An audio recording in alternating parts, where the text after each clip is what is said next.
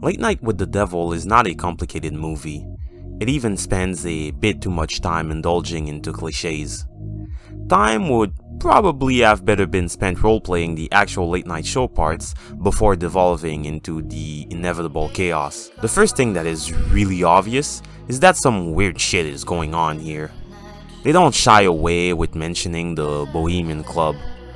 I don't want to go into Clinton assassination territory, but let's just say that the Grove is a group of the super rich and powerful, and in between two gay orgies, they decide ultra important decisions that change the course of the world. Is that way. The Bohemian Grove that I attend, on time to time, the Easterners and the others have come there, but it is the most faggot goddamn thing you will ever imagine. A San Francisco crowd that goes in. It's just terrible. Journalists will gaslight you into thinking it never existed, and when you discover it does, will tell you that it's not what you think it is. Now that every normie knows, it doesn't matter, however. Well, it's just things that I get passionate about at times, Obviously, I care about kids, and I could have maybe went about it in a different way, but I felt like this is the way that that people hear, and it caught a lot of attention. It did. And it made people panic. It almost cost me my fight. It almost cost me.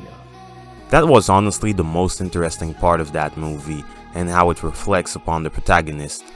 It's clear that he knowingly made a sacrifice.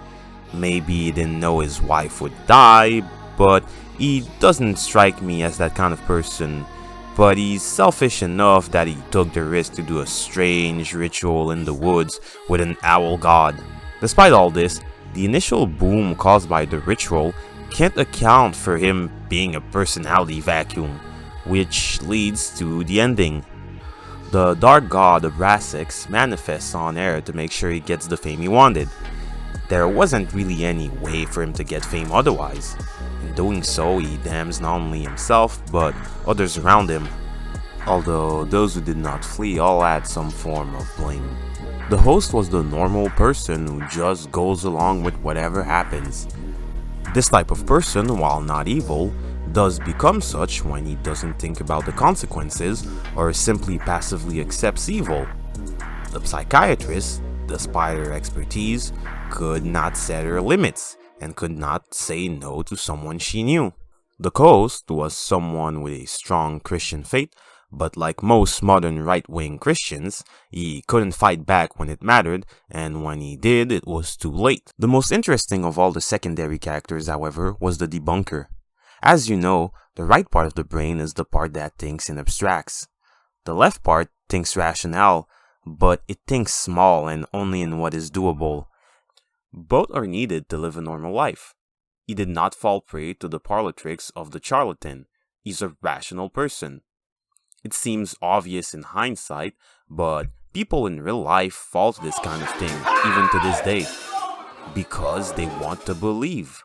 However, because he believes in nothing, he falls for everything. The second Abersax presented itself, he went for the Kent Brockman gag of immediately worshipping the Dark God. And I, for one, welcome our new insect overlords. I'd like to remind them that as a trusted TV personality, I can be helpful in rounding up others to toil in their underground sugar caves. Well, this reporter was possibly a little hasty earlier. Would like to reaffirm his allegiance to this country and its human president. May not be perfect, but it's still the best government we have. For now.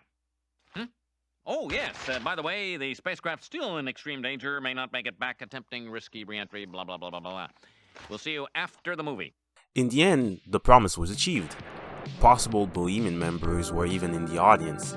We can assume they are because they appear later in the hallucinations and flashbacks. Nothing was his, and he only succeeded because of them all along. Now I have to briefly talk about the controversy. The title cards made with AI. Like with any new technology, people panic and think it's the end of the world. Yes, AI can be pretty ugly and look like a mismatch of nonsense. And yeah, I know, the hands and feet. There's also really good AI. AI has evolved a lot in a really short amount of time. There's also AI that's more complementary. It's still in its early phase, and the quality will differ over time and depending on who makes it. It will probably end up just being another tool. People still use pen and paper. Do you remember what people thought of 3D modeling? Some studios are really lazy about it, like the last Disney movies, and others are amazing, like the Spider-Verse movies. The technology can give you really ugly results if not handled properly, but there's also a bunch of left-leaning weirdos who realize that they antagonized everyone on the advent of a new technology that can replace them, and that makes me laugh. Old jobs will die and new ones will be created. For example, there's already people who are tasked with asking the proper questions to AI. If we go back to the movie itself, it's pretty fine. It's a decent time sink.